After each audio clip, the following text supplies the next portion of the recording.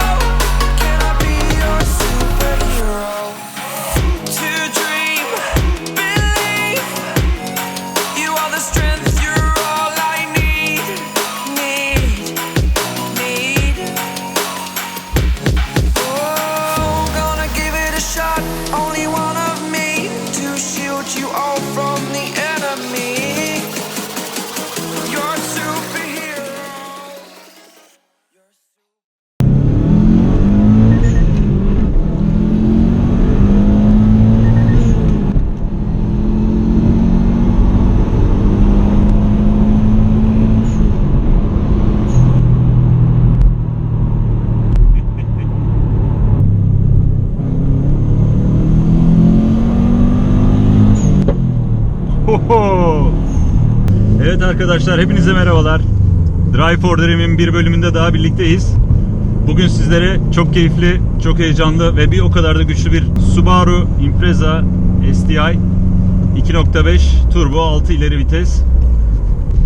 Subaru'nun Impreza'sı tabii efsane, hepimiz biliyoruz ve aslında otomobile gönül verenlerin en çok istediği arabalardan birisi, otomobillerden birisi.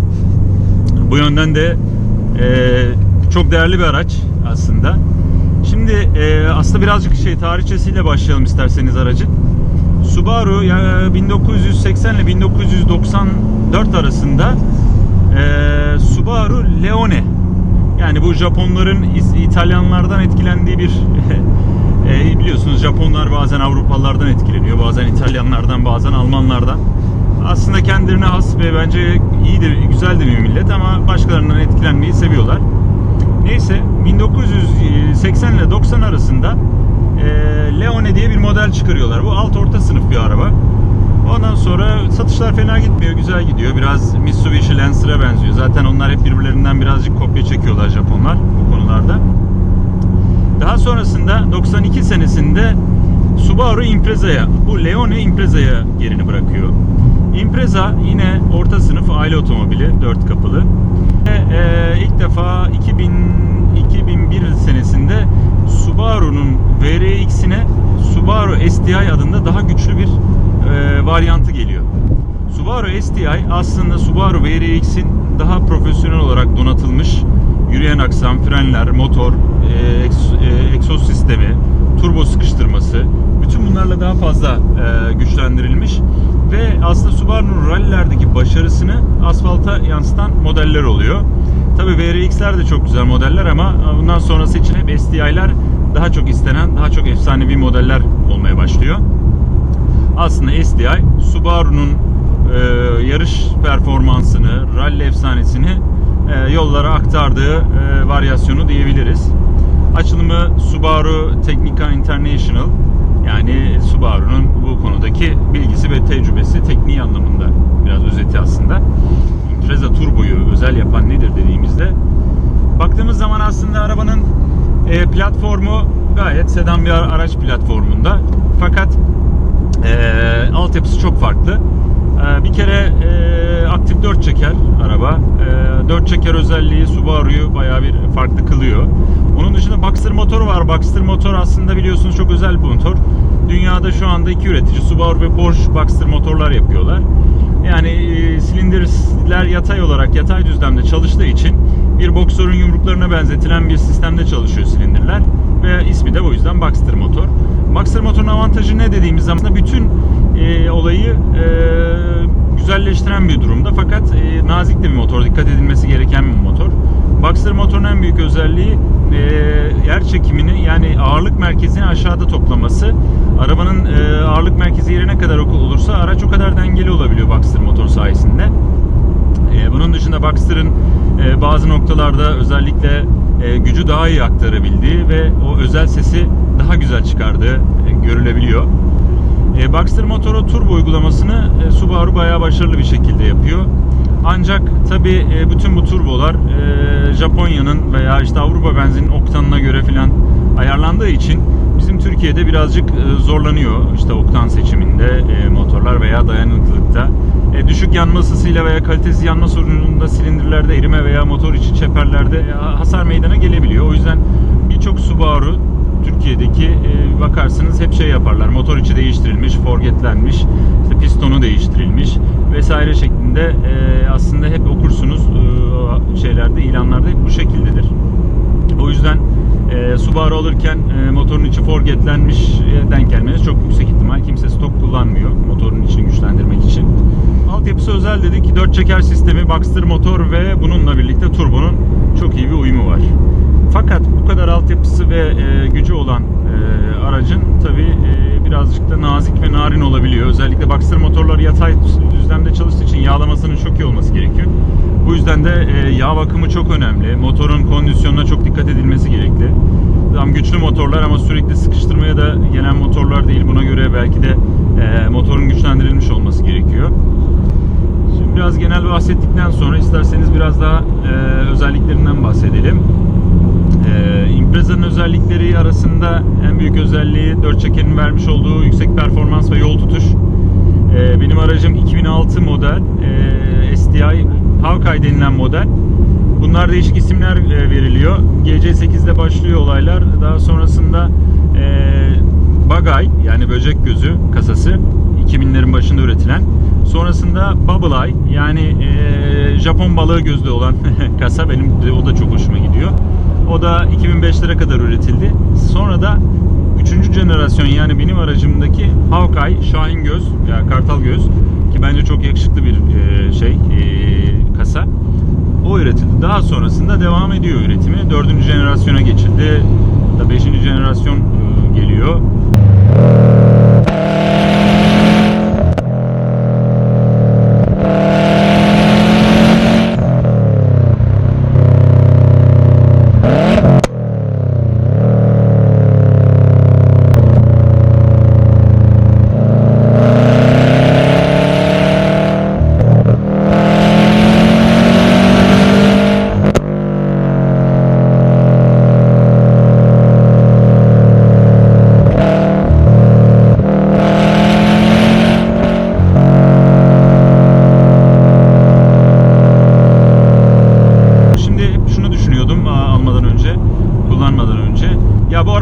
Stok bilmiyorlar.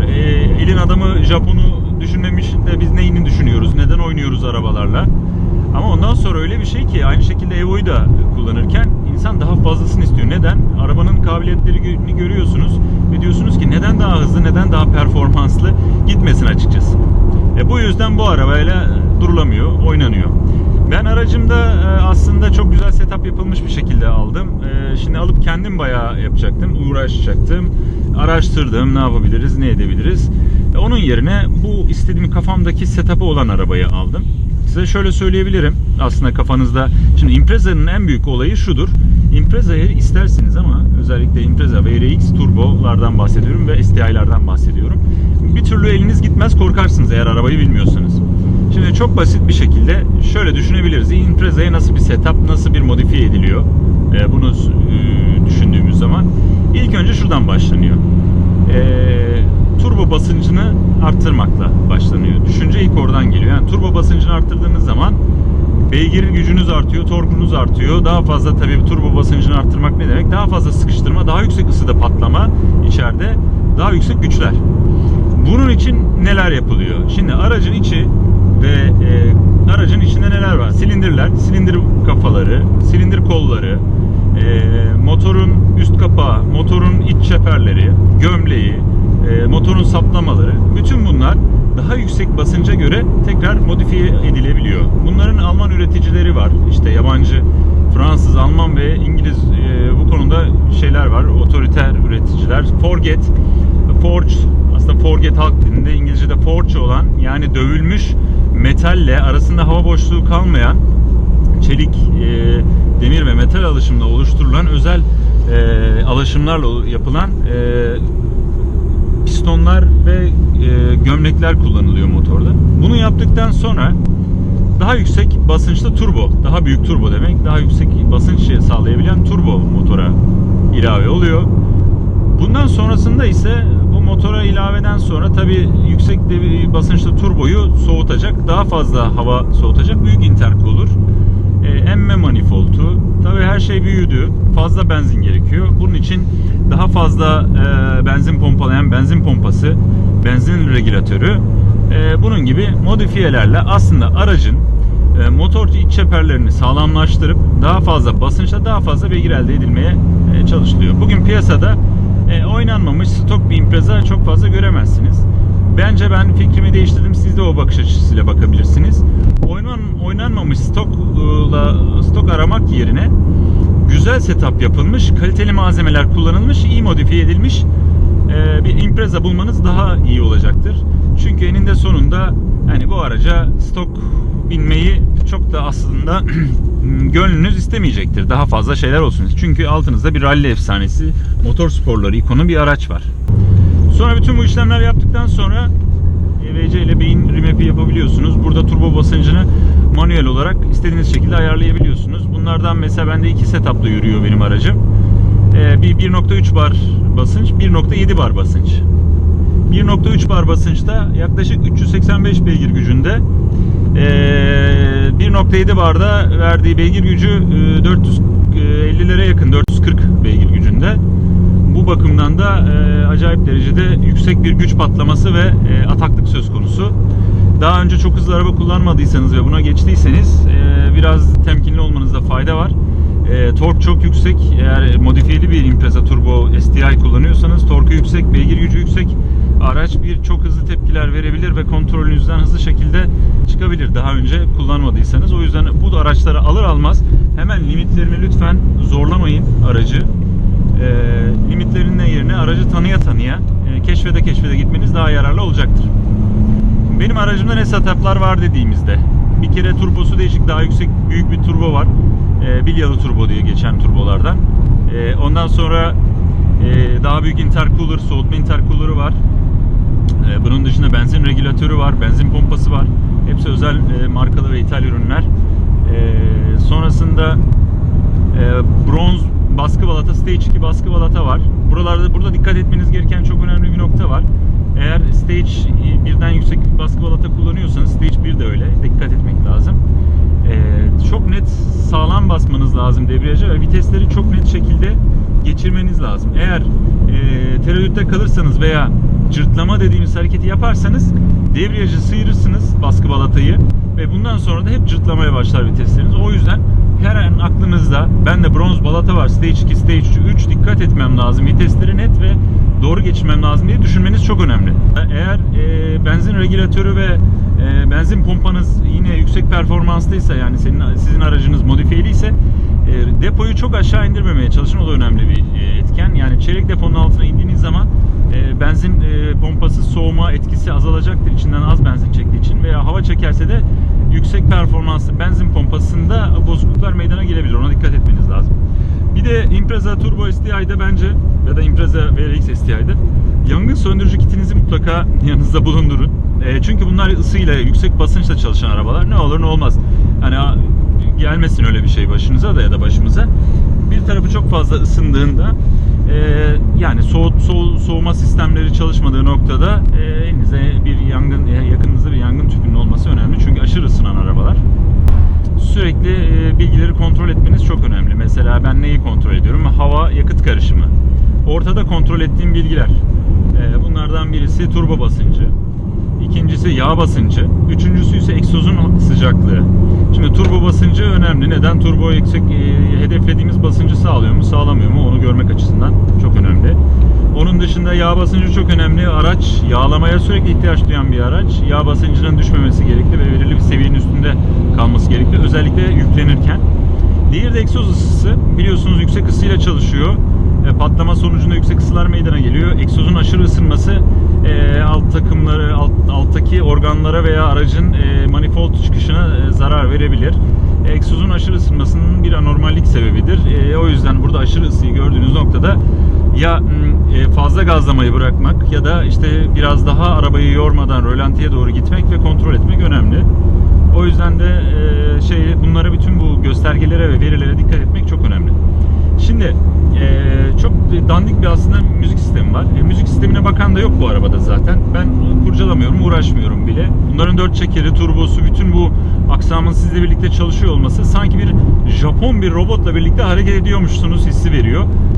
Bu acayip değişik. Japon samuray ile birlikte, savaşçısı ile birlikte hareket etme hissi veriyor. Bu da çok güzel, değişik bir duygu. Çünkü bütün sistemler sizin için çalışıyor. Elektronikler full hakim. Aracın içi çok düz, sade. Fakat altyapısı çok sağlam. Altyapısı bir rally aracı altyapısında.